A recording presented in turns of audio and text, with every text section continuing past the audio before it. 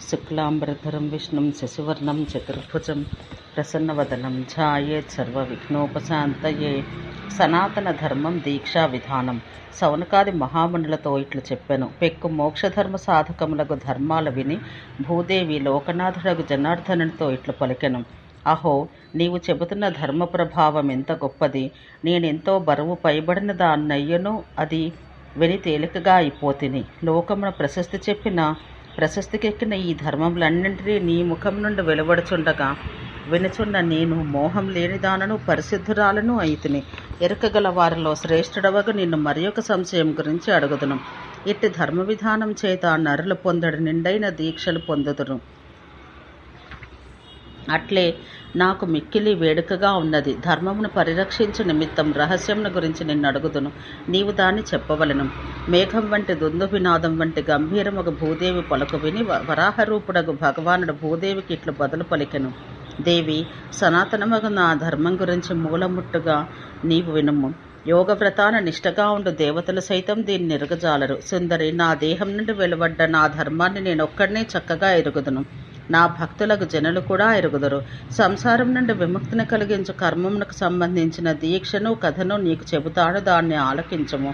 సంసారం నుండి విముక్తి కలిగించు దీక్షను ఒక్కడూ పొందజాలడు. సుఖమును చేకూర్చు దీక్షను నేను చెప్పుదాన్ని ఎవ్వడూ సులభంగా పొందజాలడు. ఓ కీర్తిశాలిని, 4 వర్ణముల వారికి సంబంధించిన దీక్ష తెలుపుతాను. దీనివల్ల వారు జన్మమనే సంసార సముద్రాన్ని దాటుదురు. సుందరి, నరుడు మొదట మహాశాంతసనము, తప్తకృచ్ఛము అను వ్రతాలు ఆచరించి నేను తమ శిష్యుడను, నన్ను శాసింపుడని పలుకుచూ గురువు కడ కరగవలెను. పిదపాతడు గ్రహింపగా యోగ్యమైన పదార్థాలను భుజిస్తూ గురువు చెప్పిన ద్రవ్యాలను తీసుకుని రావలను. పేలాలు, తేనె, దర్భలు, అమృతం వంటి నెయ్యి, ధూపం, గంధం, మాల్యములు, మోదుగు కర్ర, నల్లలేడి చర్మం, కుండ, కమండలం, వస్త్రాలు, పాదుకలు, తెల్లని జన్నిదం, చిన్న కత్తి, పూజాపాత్రం, చదువు వండుటకు పాత్ర, గరిట, నువ్వులు, బియ్యం, పెక్కు విధములకు పండ్లు, నీరు వీటిని తెచ్చుకోవలను. నా కర్మమునందు మిక్కిలి శ్రద్ధగల దీక్షితులు తినుటకు యోగ్యమైన భక్ష్యములు, పానీయములు తెచ్చుకోవాలి. లభించిన విత్తనాలు, పెక్కు విధాలకు రత్నాలు, బంగారం మున్నగు వాణ్ణి కూడా తీసుకుని రావలను.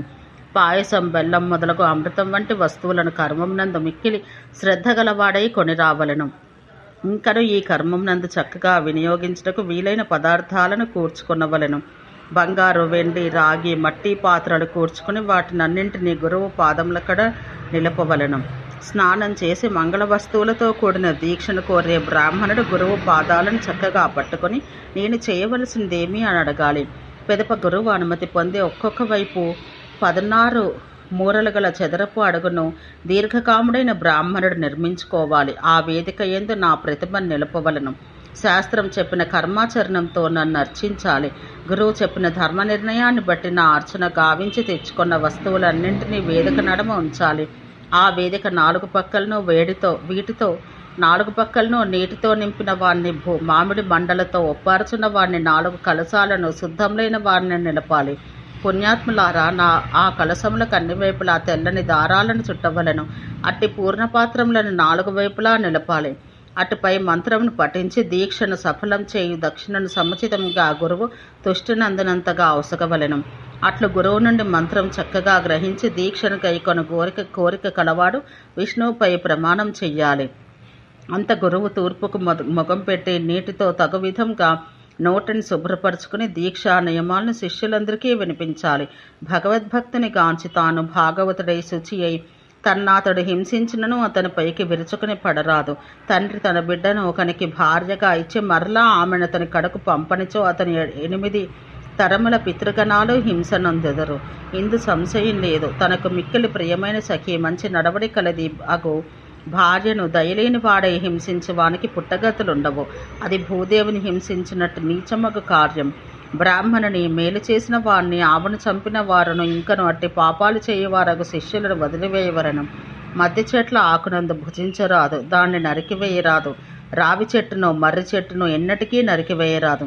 మారేడు, మేడి చెట్లను ఎన్నటికీ కొట్టివేయరాదు. అట్లే యజ్ఞకర్మములకు పనికి వచ్చి వృక్షాలను బుద్ధిమంతులు నరకరాదు. నాయన శిష్య, నీవు పరమసిద్ధిని, సనాతనము ఒక మోక్ష ధర్మాన్ని కోరుదువేని తినదగినదేదో తినరానిదేదో చక్కగా తెలుసుకొనవలను. ముండ్ల చెట్లను కూల్చివేయటం మంచిది, మేడి పండ్లను కూడా రాల్చివేయవలను. ఏలైనా వాణ్ణి అప్పటికప్పుడు తినకున్నచో అవి చెడుకంపు కలవి అయి తిన్నదాని పదార్థములగును. పంది మాంసము చేపలను దీక్షితుడగు బ్రాహ్మణుడు ఎన్నటికీ తినరాదు, ఇతరులను నిందింపరాదు, హింసించరాదు. ఇంతటి కష్టం నందునను ఎన్నటికీ కొండములు చెప్పరాదు. నాయన, ఎంత దూరం నుండి వచ్చిన అతిథిని చూసి ఎంతో కొంత అతనికి అన్నం మొదలగు దాన్ని సమర్పించాలి. గురుపత్నిని, రాజపత్నిని, బ్రహ్మజ్ఞాన సంపన్నుని పత్నిని ఎన్నటికీ మనస్సుతో కూడా పొందరాదు. ఇట్లని విష్ణువు వక్కానించెను. బంగారు వస్తువులు, రత్నాలు, వయస్సున ఉన్న స్త్రీ అను వాని యందు మనసు ఉంచరాదు. ఇట్లని విష్ణువు గట్టిగా చెబుతున్నాడు. ఇతరుల సంపదలను, తన ఆపదలను తలచి శోకించరాదు. ఇది సనాతనమగు ధర్మం. వసుంధర, గురువు దీక్షను కోరు వారికి ఇట్లు ధర్మాలు వినిపించి దైవానికి గొడుగు, పాదుకలు మనఃపూర్వకంగా సమర్పించాలి. రెండు మేడి ఆకులను వేది నడుమ నిలపాలి. చిరకత్తిని, నీటితో నిండిన పాత్రని ఉంచాలి. విధిపూర్వకంగా నన్నక్కడికి ఆహ్వానించాలి. శాస్త్రయుక్తంగా అర్పించాలి. స్వామి, 7 ద్వీపాలు, 7 పర్వతాలు, 7 సముద్రాలు, 10,000 స్వర్గములు సమస్తము నీ హృదయాన ఉన్నవే. నీకు నమస్కారం. నీవే వీన్నన్నింటినీ వెలువరింతవు, మరలా లోనికి గ్రహిస్తావు. ఓ వాసుదేవ భగవానుడా, నేను పలికిన దాన్ని స్మరించము. నీవు వరాహ రూపుడవై భూమిని ఉద్ధరించినప్పుడు పలికిన మంత్రాలను కూడా స్మరించము. నీవు మా అజ్ఞానాన్ని తలపోసి మా కడకు దయచేయము. దీక్షను కోరుతున్న విప్రుడు నీ ప్రసాదం ప్రతీక్షిస్తున్నాడు అని ఈ మంత్రం పఠించి తలతో మోకాళ్లతో నేలను స్పృశించి ఉండవలను. స్వాగతము, నీవు విచ్చేసితివి అని పలకవలను. పిదప ఓ వసుంధర, ఈ మంత్రంతో విధిపూర్వకంగా అర్ఘ్యమును, పాద్యమును సమర్పించాలి. చేసిన మేలు మరవని దేవతల విషయాన రక్కసులు కృతజ్ఞులైరి. బ్రాహ్మణుడు రుద్రుని వలన పొందిన ఈ ధనము భగవంతుని కొరకగుగాక.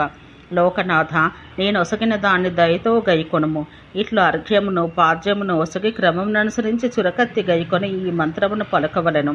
శిష్య, విష్ణువు అనుగ్రహించిన నీటితో తడుపుచున్న నీ శిరస్సును వర్ణుడు రక్షించుగాక. ఈ దీక్ష సంసారం పోకార్చున్నది.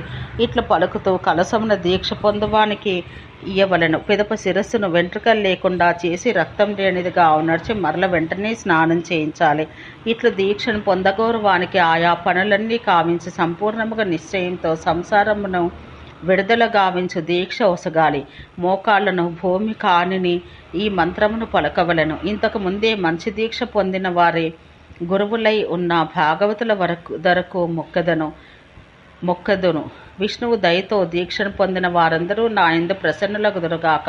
వారందరికీ నమస్కరింతును. ఇట్లు గురువు శిష్యుని చేత నమస్కారం చేయించి అగ్నిహోత్రుని ప్రజ్వలింపచేసి కలిపిన నేయితో, పేలాలతో, నల్లని నువ్వులతో 7 మార్లు కానీ 20 పర్యాయాలు కానీ హోమం చెయ్యాలి. మరలా మోకాళ్ళు నేల కావించి ఈ మంత్రం పలకాలి. అశ్విని దేవతలు, దిక్కులు, చంద్రుడు, సూర్యుడు ఈ మా కార్యానికి సాక్షులగుదురుగాక. ప్రసన్నులై నేను పలికెడు సత్యం ఒక వాక్యం వినడు. సత్యమే ఈ భూమిని పట్టి నిలుపుచున్నది. భూమి నిలిచి ఉన్నది. సత్యం చేతనే సూర్యుడు కదులుచున్నాడు. సత్యం చేతనే భూమి వృద్ధి పొందుచున్నది అని ఇట్లు సత్యం మీద ఒట్టు వేచి దీక్షగొన్నడు బ్రాహ్మణుడు గురువును చూసి ప్రసన్నుని చేయవలను. భగవద్భక్తుడకు గురువుకు 3 మార్లు ప్రదక్షిణం గావించి అతని చరణాలు పట్టుకొని ఈ మంత్రం పలకాలి. గురుదేవుని దయ వల్ల నేను దీక్షను పొందితిని. ఓ గురుదేవా, నీకు నేను ఏదేని అపకారం చేసి ఉన్నచో దాన్ని తమరు క్షమించవలను. ఇట్లు గురువును ప్రసన్నుని చేసుకుని శిష్యుడు మంత్రాలు పలుకుచు తూర్పు ముఖంగా వేదిక మీద గురువును కూర్చుండబెట్టాలి. అంత గురువు శిష్యునే చూచుచు కమండలాన్ని, తెల్లని జన్నిదాన్ని పట్టుకుని ఈ మంత్రం పలకాలి. విష్ణువు దయవల్ల నీవు సిద్ధిని పొందితివి. నీకు దీక్షయు కమండలవు లభించినవి. దీన్ని 2 చేతులతో పట్టుకుని నీ వీటిపై దీక్షా కార్యానికి యోగ్యుడవైతివి. ఇట్లా గురువు చేత దీక్ష పొంది ముఖమునకు గుడ్డ కట్టుకుని సర్వప్రదక్షిణం చేయుచు ఈ మంత్రం పలకాలి. నేను గుడ్డెనై ఇక్కడ తిరుగుతున్నాను. నాకు గురువును దీక్షను లభించను. గురుదేవా, ఇది అంతయు నీ దయ వల్లనే కలిగిందని ఈ మంత్రం చెబుతూ ముఖానికి గుడ్డ కట్టుకోవాలి. అప్పుడు గురువు ఇట్లు పలుకును. ఒక కడవ నీటితో స్నానం చేయము, దేవతలకు వస్త్రముసగము. అట్లు దీక్షితుడు విష్ణువుని గ్రహించును. నాయన, కమండలాన్ని గైకొనము. ఈ కమండలం లోకములందు ప్రసిద్ధమైనది. అన్ని పనుల యందు కలిగించినది. సుఖాన్ని కలిగించే సువాసన గల ఆకులను కూడా గ్రహించము.